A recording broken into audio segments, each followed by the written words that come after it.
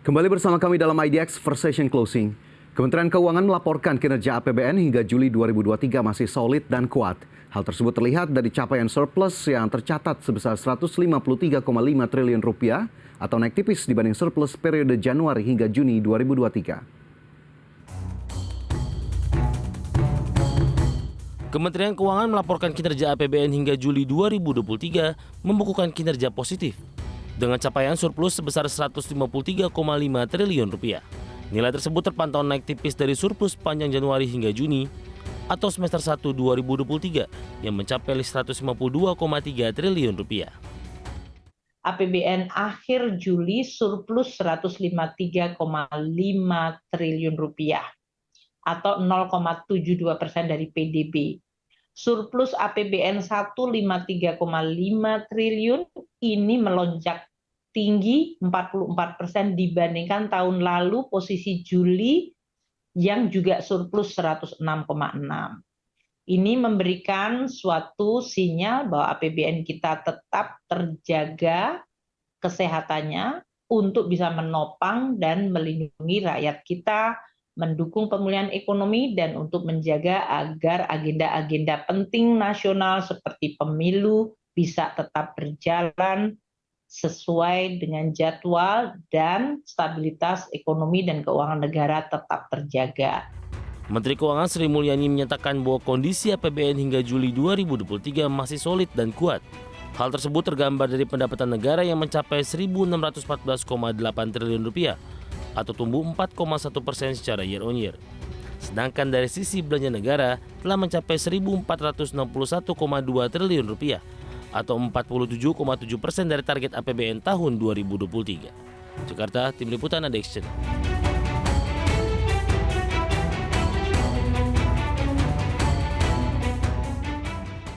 Ya, kali ini akan kita ulas terkait dengan realisasi APBN hingga Juli 2023. Pemirsa, di mana pendapatan negara berada dalam tren positif setidaknya hingga Juli 2023. Pendapatan negara hingga akhir Juli sebesar 1.614,8 triliun rupiah. Jumlah tersebut meningkat 4,1% secara year on year bila dibandingkan dengan penerimaan akhir Juli 2022. Jumlah pendapatan ini telah mencapai 65,6% dari pagu yang dicanangkan dalam APBN 2023. Hal ini pun membawa APBN 2023 hingga Juli masih mencatat surplus sebesar 153,5 triliun atau setara dengan 0,72% dari PDB. Ya, sementara itu belanja negara sudah terrealisasi sebanyak 1.461,2 triliun rupiah atau 47,7% dari pagu anggaran. Angka tersebut tumbuh 1,2% dari realisasi belanja di tahun lalu.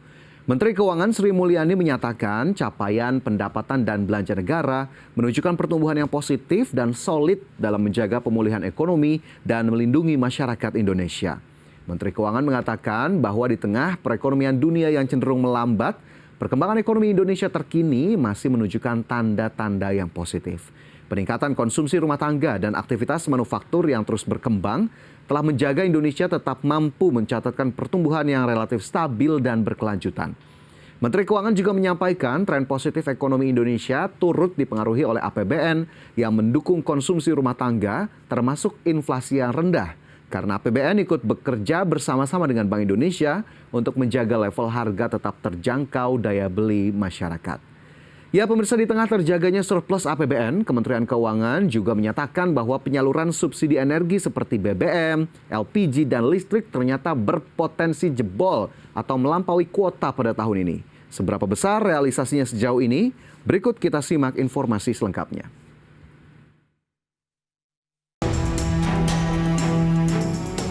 Kementerian Keuangan mengakui adanya potensi realisasi belanja subsidi BBM, listrik, dan LPG yang lebih tinggi dari alokasi anggaran pada tahun ini. Dengan kata lain, belanja subsidi berpotensi melampaui batas atau jebol seperti pada tahun 2022. Direktur Jenderal Anggaran Kementerian Keuangan Isa Rahmatarwata mengungkapkan meskipun terdapat potensi jebolnya kuota subsidi, dampaknya terhadap APBN diyakini tidak signifikan. Pasalnya, harga bahan baku komoditas yang disubsidi masih berada di bawah harga yang ditetapkan dalam APBN 2023. Memang kami terus mencermati hal tersebut karena memang ada potensi untuk itu dan kami terus bekerja sama dengan badan usaha, Pertamina, PLN khususnya, untuk bisa tetap mengendalikan volume dari BBM dan listrik yang disubsidi ini untuk dikonsumsi. Namun dampaknya pada APBN sejauh ini masih kami perkirakan akan netral karena harga-harga BBM dan bahan baku untuk menghasilkan listrik itu memang tahun ini lebih rendah daripada yang diperkirakan pada waktu penyusunan APBN. Tapi ini akan terus kami cermati. Sebagai informasi, realisasi belanja subsidi energi yang mencakup BBM, listrik, dan LPG sampai dengan Juli 2023 mencapai Rp145,69 triliun. Realisasi ini sebenarnya baru setara 43% dari alokasi yang ditetapkan, yakni sebesar Rp339,6 triliun. Jakarta, Tim Liputan ADX Channel.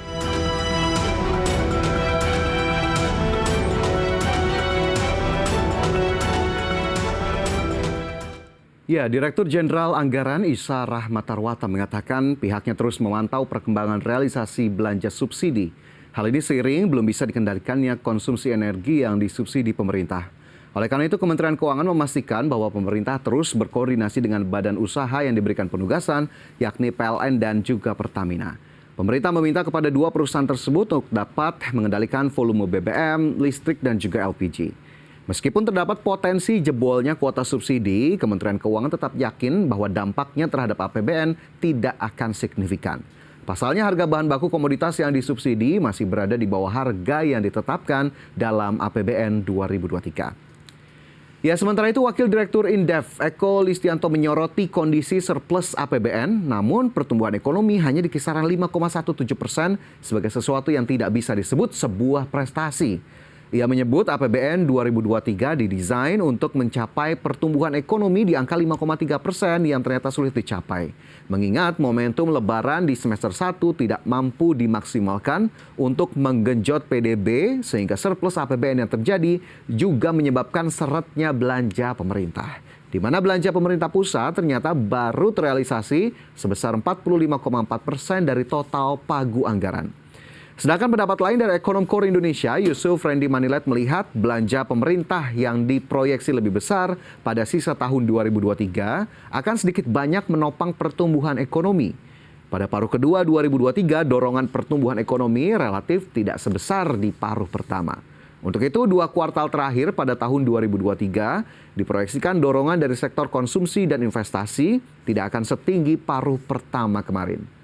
Sementara itu seperti yang dilakukan di tahun-tahun sebelumnya, pemirsa, Presiden Joko Widodo ini dijadwalkan akan menyampaikan rancangan APBN untuk tahun 2024 beserta nota keuangan pada 16 Agustus mendatang.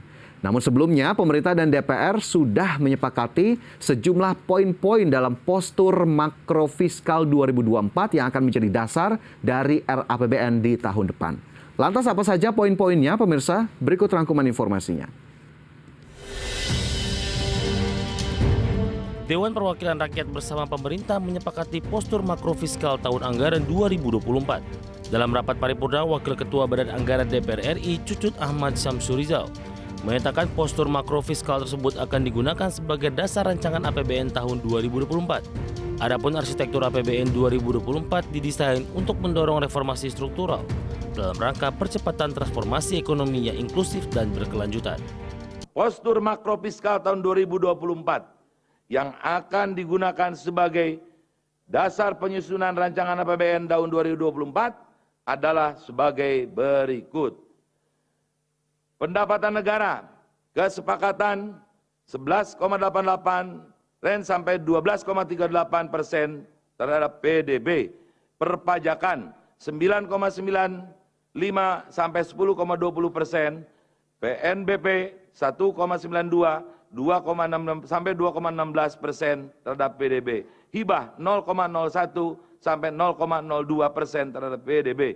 Belanja negara 14,03 sampai 15,01 terhadap PDB. Terdiri dari belanja pusat 10,49 sampai 11,36% terhadap PDB. Transfer ke daerah 3,55% sampai 3,65% terhadap PDB. Dalam rapat paripurna, pemerintah dan Banggar DPR menyetujui pendapatan negara pada tahun 2024 sebesar 11,88% sampai 12,38% dari PDB, di mana pendapatan negara meliputi perpajakan, PNBP, dan hibah. Selanjutnya dari sisi belanja negara disepakati di kisaran 14,03% sampai 15,01% dari PDB.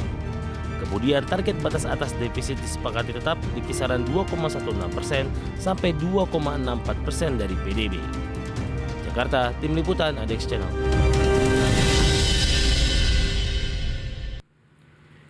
Ya, Presiden Jokowi akan menyampaikan pidato kenegaraan sekaligus penyampaian rancangan APBN 2024 dan nota keuangan pada 16 Agustus 2023. RAPBN 2024 adalah APBN terakhir untuk mendukung program kerja Kabinet Indonesia Maju di bawah pimpinan Presiden Joko Widodo dan Wakil Presiden Ma'ruf Amin. Ya, Menteri Keuangan Sri Mulyani pun membocorkan sejumlah arahan Jokowi terkait RAPBN 2024. Sejumlah arahan yang disampaikan Jokowi dalam rapat RAPBN 2024 diantaranya meminta jajaran menterinya agar berbagai program pembangunan prioritas nasional diselesaikan dengan baik dan tuntas. Selain itu, ia juga meminta jajarannya untuk mewaspadai perkembangan geopolitik, perubahan iklim, dan ancaman El Nino yang berpotensi mengganggu ketahanan pangan.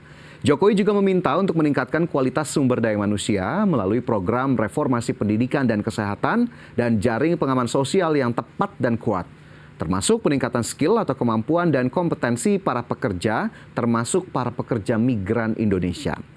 Dan setelah Indonesia mampu pulih dari pandemi COVID-19 dan terus menjaga pertumbuhan ekonomi di atas 5% selama 7 kuartal berturut-turut, pemerintahan Jokowi juga menyatakan akan terus memanfaatkan APBN sebagai instrumen pemulihan ekonomi yang penting dan terus mendukung pembangunan seluruh pelosok Indonesia dan perbaikan kesejahteraan rakyat. Ya, kita nantikan bagaimana nanti pidato kenegaraan dan juga penyampaian RAPBN 2024 juga nota keuangan langsung pada tanggal 16 Agustus nanti, dan tentunya kami akan ajak Anda untuk mencermati poin-poin apa saja yang bisa kita ulik dari RAPBN 2024. Ya, kita cukupkan informasi di segmen ini pemirsa, kami akan segera kembali dengan informasi lainnya. Tetaplah bersama kami.